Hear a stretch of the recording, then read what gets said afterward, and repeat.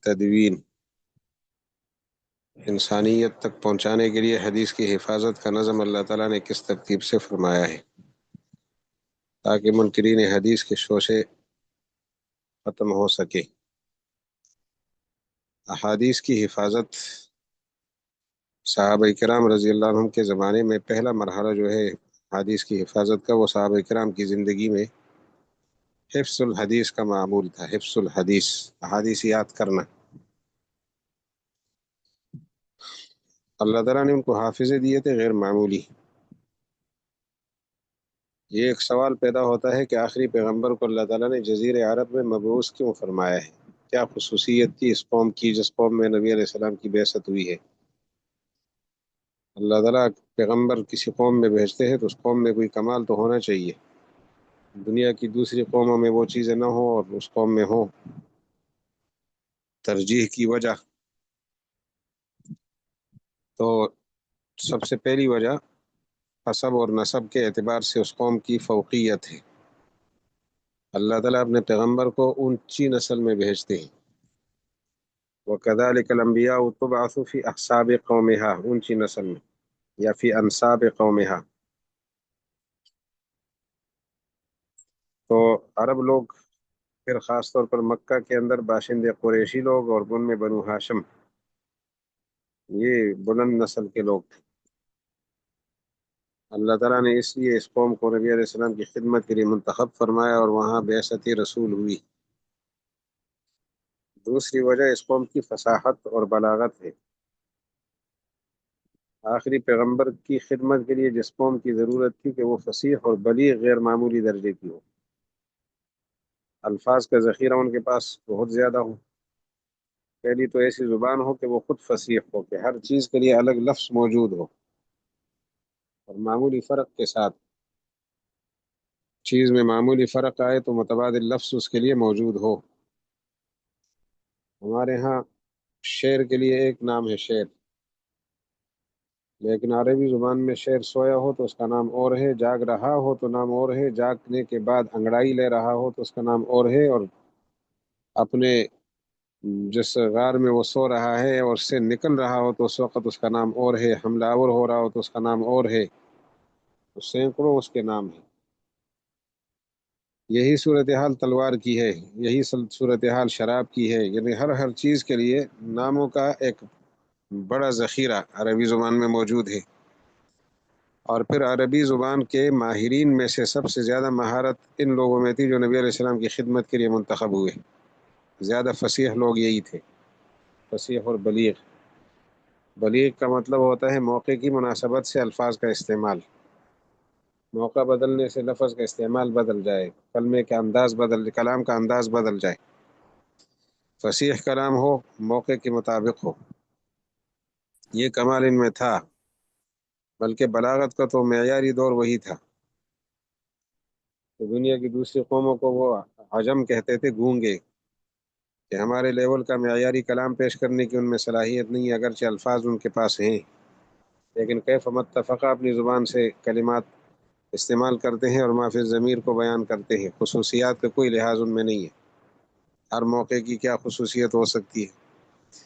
تو فصاحت اور بلاغت میں ان کے لیول کے لوگ دنیا میں نہیں تھے۔ تیسری خصوصیت اس قوم میں ضروری تھی، وہ ذہانت کی تھی، کہ حافظہ غیر معمولی ہو، پیغمبر کا دین پوری طرح حافظوں میں سمیٹ کر آگے منتقل کر سکے۔ حافظے کے حوالے سے بھی اس قوم کی مثال نہیں تھی ذہانت کے اعتبار سے۔ اور ایک خصوصیت یہ ضروری تھی کہ اس قوم میں سخاوت سب سے زیادہ ہو۔ تو عربوں کی سخاوت جاہلیت کے زمانے کے اشعار پڑھنے سے سامنے آ جاتی ہے، کس لیول کے سخی تھے۔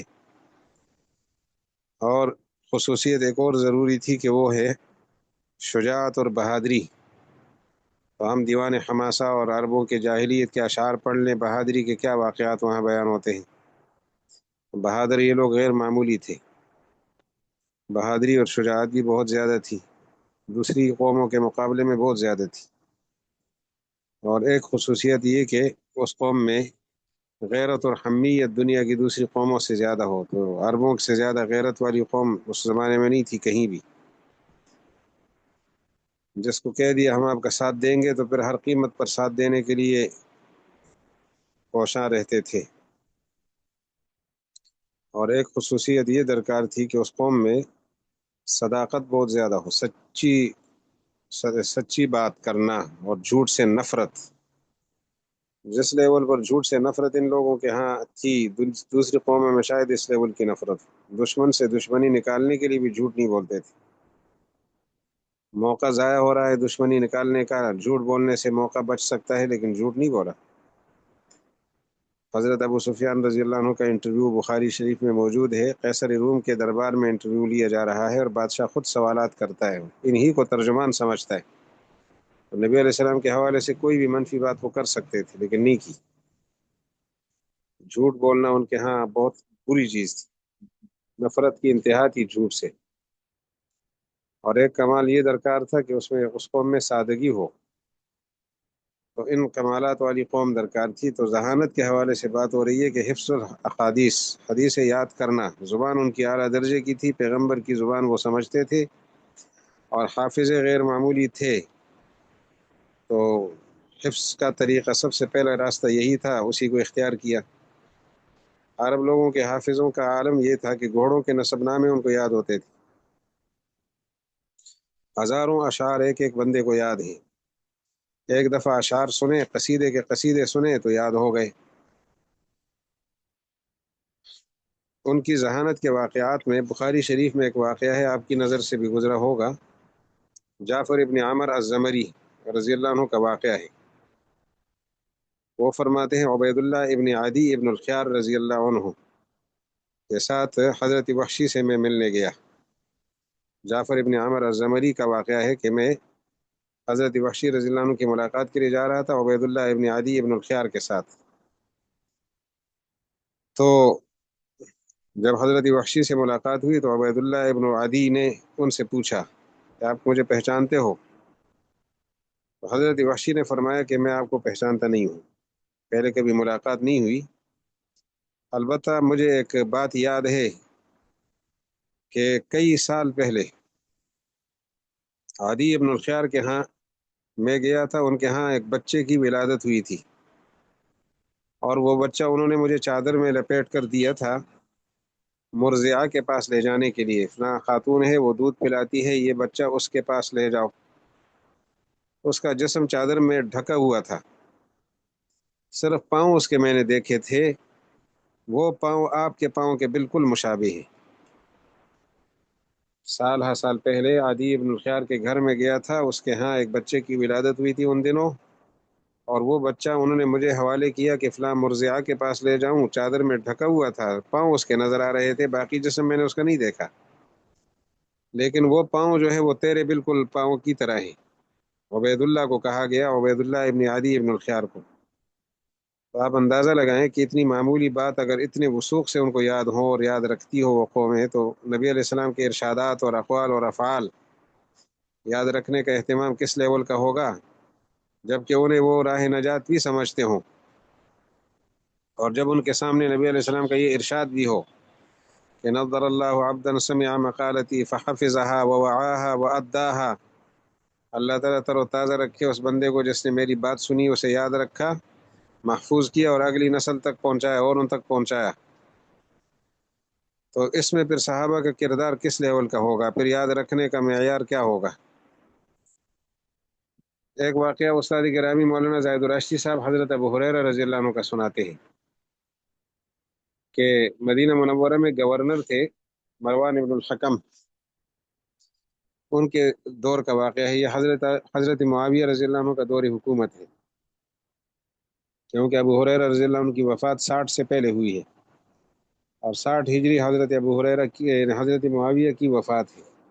تو فرماتے ہیں مولانا زاہد الراشدی صاحب کے حضرت ابو ہریرہ رضی اللہ عنہ جگہ جگہ حدیث پیش کرتے تھے، ان کو حدیث کا ذخیرہ بڑا یاد تھا اور ذوق بھی تھا حدیث سنانے کا، تو نوجوانوں کو شکایت ہوئی، نوجوان جو ہوتے ہیں حساس ہوتے ہیں کہ جی بابا جو ہے بہت بوڑھے ہو گئے ہیں اور بات بات پہ رسول اللہ کا حوالہ دے کر حدیث پیش کر رہے ہیں، ممکن ہے آپ سے غلطی ہو جائے، کوئی حدیث یاد نہ ہو اور نبی علیہ السلام کے ذمے کوئی بات لگا دیں غلط، لیکن بابے کو براہ راست جوانوں کو کہنا کہ ممکن نہیں ہوتا۔ تو کسی بڑی شخصیت کو درمیان میں لاتے ہیں. تو عمر کے لحاظ سے بڑا تو نہیں تھا کوئی اور شان کے لحاظ سے، لیکن انتظامی حوالے سے مروان بڑا آدمی تھا. گورنر تھا مدینہ منورہ کا. تو نوجوانوں نے ان سے شکایت لگائی کہ حضرت ابو ہریرہ رضی اللہ عنہ کو آپ روک سکتے ہیں، پابندی لگا سکتے ہیں کہ ہر بات پہ نبی علیہ السلام کا حوالہ نہ دیں. ممکن ہے ان کو حدیث یاد نہ رہی ہو اور گناہ گار ہو جائیں اور آگے لوگوں کو گناہ گار کرے، حدیث کے نام پر کوئی غلط بات مشہور ہو جائے، یعنی کوئی ایسی بات جو نبی علیہ السلام کی نہ ہو اور نبی علیہ السلام ہی کی نسبت سے مشہور ہو. لوگ یاد کریں گے، سنیں گے پیغمبر کا ارشاد سمجھ کر، وہ پیغمبر کا ارشاد ہوگا نہیں. مروان ابن الحکم نے حکمت عملی اختیار کی. حضرت ابو ہریرہ رضی اللہ عنہ سے فرمایا کہ آپ گورنر ہاؤس تشریف لائیں، آپ سے ضروری بات ہے. وہاں دے گئے تو کچھ لوگوں کو بٹھایا اور حضرت سے ارشاد فرمایا کہ آپ ہمیں حدیثیں سنا دیں. آج ہمیں یہ شوق ہے کہ آپ ہمیں نبی علیہ السلام کے ارشادات سنائیں. آپ کا بھی ذوق ہے، ہم بھی چاہتے ہیں ارشادات نبویہ اجتماعی ماحول میں سن لیں. اور پردے کے پیچھے تیز رفتار کاتبین کو بٹھایا ہوا تھا، زود نویس کاتب جو بہت تیز رفتاری سے لکھتے ہوں. اس زمانے کا ریکارڈی نظام یہی ہوتا تھا. جاسوسی حضرات جاسوسی کے لیے بٹھائے تھے اور انہوں نے حدیثیں نوٹ کرنی تھی اور رپورٹ دینی تھی. ابو ہریرہ رضی اللہ عنہ کے علم میں یہ بات نہیں تھی. حضرت نے حدیثیں سنائی، فارغ ہو گئے اور واپس اجازت لی اور آ گئے. سال کے گزرنے کے بعد حضرت ابو ہریرہ رضی اللہ عنہ سے پھر درخواست ہوئی کہ آپ تشریف لے آئیں. گورنر ہاؤس جہاں مروان رہتا تھا وہاں وہی لوگ جمع ہیں اور پردے کے پیچھے وہی کاتبین بٹھائے ہیں. موقع پر ابو ہریرہ رضی اللہ عنہ سے فرمایا گیا کہ حضرت آپ وہ پچھلے سال والی حدیث دوبارہ سنائیں، ایمان تازہ ہوا تھا اور بڑا فائدہ ہوا تھا ہم سب کو. تو آپ وہ احادیث سنائیں. ابو ہریرہ رضی اللہ عنہ نے وہ احادیث سنائی. استاد جی فرماتے ہیں مثال کے طور پر 100 حدیثیں سنائی اور فارغ ہو کر واپس آ گئے. جو اداروں کے مثلا ذمہ داران تھے جن کو رپورٹنگ کے لیے بٹھایا ہوا تھا، خفیہ ادارے کے حضرات، انہوں نے جو رپورٹ پیش کی وہ یہ تھی کہ حضرت نے جو حدیث پچھلے سال سنائی تھی اس میں ترتیب میں بھی تبدیلی نہیں کی. ایسا نہیں ہوا کہ پچھلے سال 50 نمبر پہ سنائی تھی تو آج 51 نمبر پہ ہو. نمبر بھی وہی، زبر زیر پیش کی بھی معمولی غلطی نہیں، یعنی تبدیلی نہیں کر سکے. بیائی ہی وہی ترتیب اور وہی احادیث، ایک شوشے کی تبدیلی بھی نہیں کی. تو حضرت مروان نے پھر فرمایا نوجوانوں سے کہ یہ بابا غیر معمولی حافظے کا بندہ ہے، اس کی باتیں یقیناً اس کا حافظہ مضبوط ہے اور کوئی پریشانی والی بات نہیں ہے. تو غیر معمولی حافظے ان کے تھے. اس لیول کا جو حافظہ ہوگا تو آپ اندازہ لگائیں اس کو کتنی حدیثیں یاد ہوں گی. اور ان سے جو منقول حدیثیں ہیں ذخیرہ حدیث میں ان کی تعداد بھی 5000 سے زیادہ ہے. آگے تفصیلات آپ نے پڑھی ہے کہ ان کی حدیثوں کی تعداد 5374 ہے یا 5364 ہے. یہ دو روایتیں ملتی ہیں. مشہور یہ ہے کہ 5374 حدیثیں ابو ہریرہ رضی اللہ عنہ کی احادیث کی دنیا میں موجود ہیں. تو یہ ایک طریقہ تھا حضرت احادیث کو محفوظ کرنے کا، حافظوں میں جمع کرنا. دوسرا طریقہ تھا تعامل کا، عمل میں لانا. نبی علیہ السلام کو جس طرح دیکھا اسی طرح اپنی عادتیں بنائی. آپ علیہ السلام کی بات سنی تو عملی زندگی میں داخل کر لی. اب عملی زندگی میں جب داخل ہو گئی اور اس پر وہ فرماتے ہیں کہ ہاں قضا رائے تو رسول اللہ صلی اللہ علیہ وسلم یفعل، میں نے اس طرح نبی علیہ السلام کو کرتے دیکھا تھا. تو عمل سے جو چیزیں یاد ہوتی ہے، کرنے سے جو چیز یاد ہوتی ہے، سننے سے اس لیول کی شاید یاد نہ ہو. ان کا تو سننے کا معیار بھی، سننے کے نتیجے میں یاد کرنے کا معیار بھی سب سے بلند تھا. تو پھر جب عملی زندگی میں آئے تو محفوظ کرنے کا معیار اور لیول کتنا بلند ہوگا. تو عملی زندگی کے نتیجے میں، عملی زندگی میں داخل کر کے حدیثوں کو یاد کرنے کا رواج بھی تھا، بلکہ اس کا تو بہت زیادہ رواج تھا. اور تیسرا طریقہ لکھنا بھی داخل تھا. اس زمانے میں لکھنا تھا، حدیث متفرق طور پر لکھنا یا شخصی طور پر صحیفہ تیار کرنا جس میں نبی علیہ السلام کے ارشادات ہوں. تو یہ طریقے اس زمانے میں رائج ہو گئے تھے. صحابہ کرام کے زمانے میں بھی کتابت ہو چکی تھی.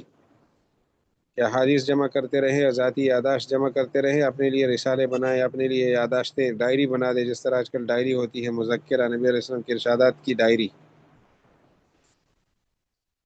تو یہ طریقہ بھی تھا. یہاں پر ایک سوال منکرین حدیث کی طرف سے اٹھتا ہے کہ رسول اللہ علیہ السلام نے احادیث لکھنے سے منع فرمایا تھا. مسلم شریف کی روایت ہے، ابو سعید خدری رضی اللہ عنہ سے مروی ہے. مسلم شریف میں ہے، ابو سعید خدری رضی اللہ عنہ کی روایت ہے. آپ فرماتے ہیں کہ رسول اللہ علیہ السلام نے فرمایا تھا لا تکتبوا عنی ومن کتب عنی غیر القرآن فلیمحہ، میری کوئی بات نہ لکھو سوائے قرآن پاک کے، اگر قرآن پاک کے علاوہ کسی نے کچھ لکھا ہے تو مٹا دے. منکرین حدیث کو یہ حدیث لگی ہاتھ، انہوں نے کہا دیکھو حدیث لکھنے پر تو پابندی تھی. تو پابندی اسی لیے لگتی تھی نا کہ یہ حجت نہیں تھی کہ پیغمبر کی باتیں قرآن کے ساتھ گڑ مڑ نہ ہو. قرآن پاک اصل ہے، حدیث جو ہے یہ کوئی حجت نہیں ہے، ورنہ ممالات نہ ہوتی. تو اس کا جواب یہ ہے کہ آپ صلی اللہ علیہ وسلم نے یقیناً ابتداء اسلام میں حدیث لکھنے پر پابندی لگائی تھی، لیکن اس کی وجہ یہ تھی کہ اس وقت قرآن پاک مدون ہو کر کسی نسخے کی شکل میں موجود نہیں تھا، متفرق طور پر صحابہ کرام کے پاس لکھا ہوا تھا، اور ابھی تک اس کا اسلوب، قرآن پاک کا جو انداز بیان ہے اس کا اسلوب جس لیول کا تھا اس سے پوری طرح مانوسیت ابھی آئی نہیں تھی. تو پہلے مرحلے میں حدیث رسول اور قرآن پاک دونوں اگر یاد کرتے جائیں گے تو حدیث اور قرآن پاک دونوں میں اشتباہ ہو جائے گا، گڑبڑ ہو جائیں گے. اس خطرے کے پیش نظر اس کا راستہ روکنے کے لیے نبی علیہ السلام نے کچھ عرصہ کتابت حدیث کی ممانعت فرمائی تھی، کچھ عرصہ کے لیے. لیکن جب قرآن پاک کے اسلوب سے صحابہ کو پوری طرح مانوسیت ہو گئی تو کتابت کی اجازت بھی مل گئی. اس کے بھی کئی واقعات ہیں، واقعات انگنت ہیں. چند واقعات، ایک دو واقعات میں خدمت عالیہ میں پیش کرتا ہوں. ہماری رسائی جن کتابوں تک بہت جلدی ہے ان میں ابو داود شریف اور ترمذی شریف کے حوالے سے ایک دو باتیں آپ سے عرض کرنی ہے. ترمذی شریف میں حضرت ابو ہریرہ رضی اللہ عنہ روایت موجود ہے ان کی کہ کان رجل من الانصار یجلس الى رسول اللہ صلی اللہ علیہ وسلم فیسمع من النبی صلی اللہ علیہ وسلم الحدیث فیعجبه ولا يحفظه. ایک بندہ تھا نبی انصاری، نبی علیہ السلام کے پاس بیٹھتا تھا، نبی علیہ السلام کی حدیثیں سنتا تھا، بہت پسند آتی اس کو، لیکن یاد نہیں ہوتی تھی. ولا يحفظه، پسند تو بہت آتی کہ اتنی قیمتی باتیں ہیں، عقل و خیرت کے اونچے لیول کی باتیں، لیکن یاد نہیں ہوتی. تو اس کی شکایت کی رسول اللہ علیہ السلام سے. نبی علیہ السلام سے کہنے لگے حضرت آپ کی حدیثیں یاد نہیں ہوتی، حالانکہ پسند بہت آتی ہے. میں حدیثیں سنتا ہوں، پسند آتی ہے، یاد نہیں ہوتی، یاد کرتا ہوں یاد رہتی نہیں. تو نبی علیہ السلام نے جواب دیا استعین بیمینک، اپنے دائیں ہاتھ سے مدد لو. دائیں ہاتھ سے مدد لو کا صاف ترجمہ کیا ہے کہ لکھو. آپ علیہ الصلوۃ والسلام نے یہ حکم فرمایا دائیں ہاتھ سے فائدہ اٹھاؤ، یعنی یاد نہیں ہوتی تو لکھ لو. اسی طرح ابو داود شریف میں روایت ہے کتاب العلم الامر بکتابت الحدیث کے عنوان سے. عبداللہ ابن عمر ابن العاص رضی اللہ عنہ روایت کرتے ہیں کہ کنت اکتب کل شیء اسمعه من رسول اللہ صلی اللہ علیہ وسلم اريد حفظه، میں سب کچھ رسول اللہ علیہ السلام کے ارشادات لکھتا تھا، جو بھی سنتا تھا اور یاد بھی کرتا تھا. تو فنہتنی قریش، قریش نے مجھے منع کیا، کہنے لگے اتکتب کل شیء تسمعه ورسول اللہ صلی اللہ علیہ وسلم بشر یتکلم فی الغضب والرضا، نبی علیہ السلام کی ساری باتیں لکھتے ہو جو نبی علیہ السلام سے سنتے ہو، حالانکہ آپ بشر ہیں اور غضب اور رضا میں بھی کلام فرماتے ہیں، تو بشری تقاضے کے مطابق کوئی بات لکھنے کی نہ ہو اور آپ لکھ لو. تو حضرت فرماتے ہیں قریش کا یہ مشورہ سن کر میں رک گیا لکھنے سے، لیکن صبر نہ ہو سکا. ایک دن میں نے اس کا ذکر کیا نبی علیہ السلام سے، تو آپ صلی اللہ علیہ وسلم نے اپنی زبان مبارک کی طرف اور منہ مبارک کی طرف اشارہ کر کے فرمایا اکتب، آپ لکھو. فوالذی نفسی بیدہ، جس کے قبضہ میں میری جان ہے، ما یخرج منہ الا حق، اس منہ سے حق کے سوا اور کچھ نہیں نکلتا. یہ ابو داؤد شریف کی روایت ہے، وہاں دیکھ سکتے ہیں. تو دائیں ہاتھ سے فائدہ اٹھاؤ یعنی لکھو، جامع ترمذی کی روایت ابو ہریرہ رضی اللہ عنہ کی، اور عبداللہ ابن عمر ابن العاص رضی اللہ عنہ کا واقعہ ابو داؤد شریف سے آپ کی خدمت میں پیش کیا کہ لکھنے کا باقاعدہ سلسلہ اب شروع ہو چکا تھا. ایسا نہیں تھا کہ کسی نے کچھ نہیں لکھا، اور یہ پابندی دائمی تھی، شروع میں تھی بعد میں ختم ہو گئی، ورنہ دونوں قسم کی حدیثیں موجود نہ ہوتی، صرف پابندی والی ہوتی. منکرین نے پابندی والی دیکھ لی اور جو حکم والی ہے وہ نظر نہیں آئی. دوسری بات، علامہ نووی رحمۃ اللہ علیہ جو شارح مسلم ہے، وہ فرماتے ہیں احادیث لکھنے سے منع کرنے کا طریقہ، یہ منع کرنا مطلقاً نہیں تھا بالکل حدیث نہ لکھو، بلکہ وہاں ایک طریقہ رائج تھا، اس طریقے سے منع کیا ہے. صحابہ کرام رضی اللہ عنہ قرآن پاک کی آیات بھی لکھتے تھے، ساتھ ساتھ حدیثیں لکھتے تھے بطور تشریح اور تفسیر کے. آیت لکھی، ساتھ ترجمہ اور تشریح یعنی وضاحت دی نبی علیہ السلام نے، وہ بھی ساتھ لکھ دی. تو اس سے تو صاف اندیشہ ہو رہا تھا کہ قرآن پاک ملتبس نہ ہو جائے، تو اس لیے اس شکل کی پابندی تھی، اس شکل پر کہ اس طرح نہ لکھو، قرآن پاک کے ساتھ حدیثیں نہ لکھو. اور قرینہ بھی اس کا موجود ہے کہ نہ لکھو، جس نے قرآن کے سوا کچھ لکھا ہو اس کو مٹا دو. تو قرآن کے سوا کچھ لکھا ہو اس کو مٹا دو کا مطلب یہ ہے کہ قرآن پاک بھی لکھتے تھے، ساتھ ساتھ بطور تشریح کے نبی علیہ السلام کے ارشادات لکھتے تھے. تو اس طرح اکٹھے لکھنے پر پابندی لگی ہے، مطلق لکھنے پر پابندی نہیں ہے. تو لہٰذا لکھنا بھی رائج ہو چکا تھا. لکھنا رائج ہونے کی صورتحال میں حضرات صحابہ کرام میں سے کئی ایسے مجموعے تھے جو ذاتی نوعیت کے تھے اور تیار ہو چکے تھے. ذاتی نسخے باز صحابہ کرام نے تیار کر لیے تھے ابتدائی دور میں بھی، تو لکھنا شروع ہو چکا تھا اور لکھنے کی طرف پیش قدمی جاری ہو گئی تھی. مسند احمد ابن حنبل میں روایت ہے، عبداللہ ابن عمر ابن العاص رضی اللہ عنہ نے احادیث کا ایک مجموعہ تیار کیا تھا اور اس کا نام رکھا تھا الصحیفۃ الصادقہ. الصحیفۃ الصادقہ، حدیثی مجموعہ میں سے سب سے زیادہ ضخیم صحیفہ یہی تھا. اس کی تعداد کی یقینی صورتحال تعداد معلوم نہیں ہے، لیکن ابو ہریرہ رضی اللہ عنہ کی ایک روایت ہے بخاری شریف جلد نمبر 2 میں، آپ دیکھیں گے کہ ما من اصحاب النبی صلی اللہ علیہ وسلم، بخاری کی جلد نمبر 1 ہے، 2 نہیں، 2 تو وہ ترمذی کی تھی، مجھ سے اشتباہ ہوا. ترمذی شریف کی دوسری جلد تھی جو میں نے ابھی حوالہ دیا، یہ جلد نمبر 1 ہے بخاری شریف کی، کتاب العلم ہے، جلد نمبر 1، جو قدیمی کتب خانہ کراچی کا نسخہ ہے، پرانے نسخے اس کا صفحہ نمبر 22 ہے. تو نبی علیہ السلام کے صحابہ ابو ہریرہ رضی اللہ عنہ فرماتے ہیں مجھ سے زیادہ کسی کے پاس حدیثوں کا مجموعہ نہیں تھا، میری حدیثیں سب سے زیادہ تھی، مگر ایک شخصیت کی حدیثیں مجھ سے بھی زیادہ تھی، اور وہ ہے عبداللہ ابن عمر رضی اللہ عنہ. اور ابو ہریرہ رضی اللہ عنہ وجہ پیش فرما رہے ہیں کہ وہ لکھتے تھے، میں لکھتا نہیں تھا، فإنه كان يكتب ولا أكتب. تو حضرت ابن عمر عبداللہ ابن عمر ابن العاص رضی اللہ عنہ کی حدیث ابو ہریرہ رضی اللہ عنہ کی حدیث سے زیادہ تھی.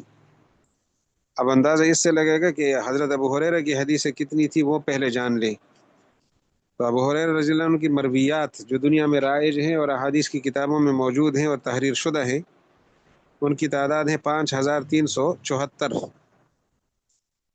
یہ روایتیں ہیں، 5374 سے جو زیادہ ہوں گی تو وہ 6000 بھی ہو سکتی ہے، 10,000 بھی ہو سکتی ہے، لیکن تھی یقیناً زیادہ تھی، اور تھوڑی زیادہ نہیں، کافی زیادہ تھی کہ وہ لکھتے تھے. اور حضرت ابو ہریرہ فرماتے ہیں میں لکھتا نہیں تھا.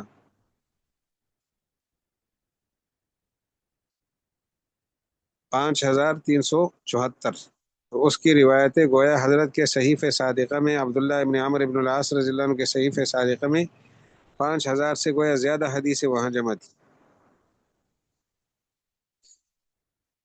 اس کا مطلب یہ بات واضح ہو گئی. یہاں ایک سوال منکرین حدیث نے اٹھایا ہے کہ حدیث حضرت کی زیادتی عبداللہ ابن عمرو بن العاص رضی اللہ عنہ کی جو انہوں نے ریکارڈ میں جمع کی تھی، حضرت ابو ہریرہ رضی اللہ عنہ کی مرویات کے مقابلے میں یقیناً زیادہ تھی، جیسے انہوں نے خود فرمایا۔ لیکن اب سوال یہ ہے کہ ابو ہریرہ رضی اللہ عنہ کی روایات تو 5374 تک ہمیں مل گئی، حضرت عبداللہ ابن عمرو بن العاص رضی اللہ عنہ کی 5000 تک بھی نہیں ملی، ان کی مرویات کم ہیں۔ ریکارڈ جو موجود ہے ہمارے پاس صحیفہ صادقہ، ان کا کہاں ہے ہمیں معلوم نہیں، اور ریکارڈ کے اندر حدیثوں کی تعداد بھی کم ہے۔ تو اس کا کیا جواب ہوگا؟ اس کا جواب یہ ہے کہ حدیث یاد ہونا اور بات ہے، دنیا کے سامنے آنا اور بات ہے۔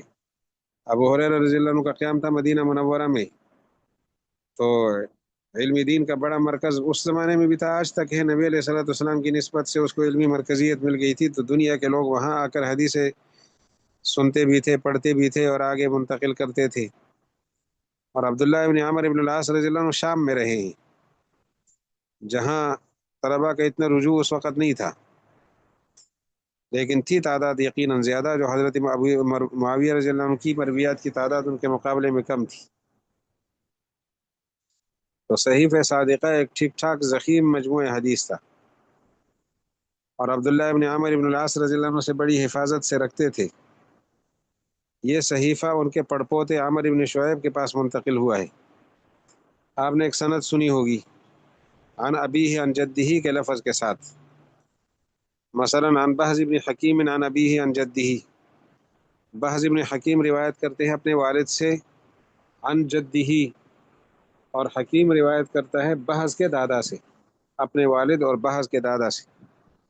تو عن ابیہ عن جدہ دونوں ضمیر پہلے راوی کی طرف لوٹتی ہے، سوائے اس ایک سند کے عن عمرو بن شعیب عن ابیہ عن جدہ، کہ عمر ابن شعیب نقل کر رہے اپنے والد سے، اور وہ نقل کر رہے اپنے دادا سے۔ پہلی ضمیر پہلے راوی کی طرف یعنی عمر کی طرف، اور دوسری ضمیر شعیب کی طرف لوٹتی ہے۔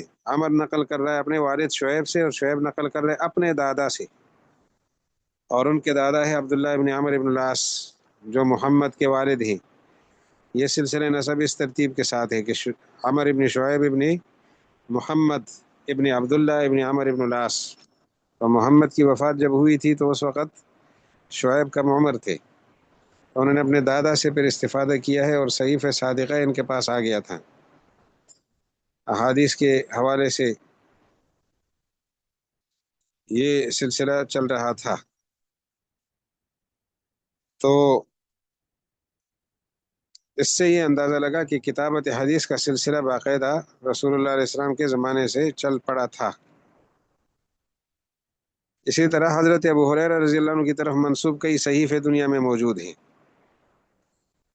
حضرت ابو ہریرہ رضی اللہ عنہ، مسند ابی ہریرہ، اسی طرح صحیفہ عبد الملک ابن مروان، عبد الملک ابن مروان کا صحیفہ، اور اسی طرح حمام ابن منبہ کا صحیفہ، صحیفہ حمام ابن منبہ، یا ابو ہریرہ کے شاگرد حمام ابن منبہ نے جمع کیا ہے، اور یہ صحیفہ ہمارے پاس ہے۔ یہ چھپا تھا 1998 میں کراچی سے، اور وہ تقسیم کر رہا تھا، ہمیں بھی ملا۔ تو اس سے یہ پتہ چلا کہ حدیث لکھنے کا رواج پڑ چکا تھا، اور ایسے نہیں کہ یہ یکسوئی مکمل پابندی تھی، اور یا پابندی تو نہیں تھی لیکن کسی کو لکھنے کا کوئی ذوق نہیں تھا، ایسا نہیں ہے۔ تو احادیث لکھی گئی ہیں، بہت سارے صحیفے بھی دنیا میں موجود ہیں، حمام ابن منبہ، عبد الملک ابن مروان، ابھی صحیفہ صادقہ کا تذکرہ پڑا۔ تو اس طرح بہت زیادہ مثالیں موجود ہیں کہ حدیثوں کو یاد کرنے کا سلسلہ اور یاد کر کے لکھنے کا سلسلہ جاری ہو چکا تھا۔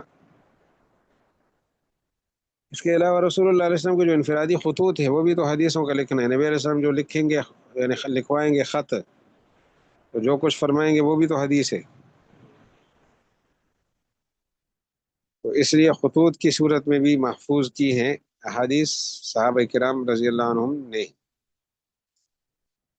یہ ساری کوششیں ابھی تک جو آپ نے سن لی، یہ انفرادی نوعیت کی ہے، لیکن سرکاری سطح پر خلفائے ثلاثہ کے دور میں تدوین و اشاعت حدیث کا اہتمام نہیں ہو سکا، کیونکہ اس زمانے میں جمع قرآن کا دور تھا، اور صحابہ کرام احادیث کو یاد کرنے والے بہت زیادہ موجود تھے. حضرت ابوبکر صدیق رضی اللہ عنہ، پھر حضرت عمر فاروق رضی اللہ عنہ، ان دونوں نے اپنے زمانے میں یہ ارادہ کیا کہ قرآن کریم کی طرح احادیث کا مجموعہ سرکاری ریکارڈ، سرکاری نگرانی میں تیار کیا جائے. جیسے قرآن پاک کے مجموعے سرکاری نگرانی میں تیار ہوئے تو احادیث کا معاملہ بھی. لیکن اس کے لیے کوئی تیار نہیں ہوئے اور یہ کام انہوں نے نہیں کیا.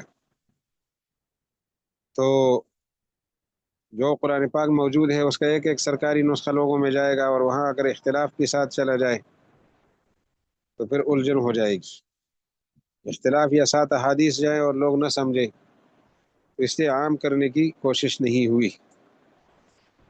تو آج ہم نے کیونکہ آدھے گھنٹے کی نشست تھی، یہاں تک گزارشات پیش کی ہے تدوین حدیث کہ بھئی 3 طریقوں سے حدیث محفوظ ہوتی رہی ہیں. سب سے پہلے یاد کرنے کا طریقہ کہ یاد کر کے، دوسرا طریقہ تعامل کا ہے، اور تیسرا تحریر کا ہے، اور تحریر میں بھی کم لوگ نہیں تھے. ورنہ اصل طریقہ تو تعامل کا ہے، عمل میں لانے کا ہے. عمل میں لانے سے جو چیز زندہ ہوتی ہے وہ تحریر سے شاید اس لیول کی یاد نہ ہو. یاد کرنے کے لیے تعامل سب سے بڑی چیز ہے. تو انشاءاللہ آپ کو سمجھ آ گئی ہوگی. مزید کوئی سوال ہو تو ارشاد ہو.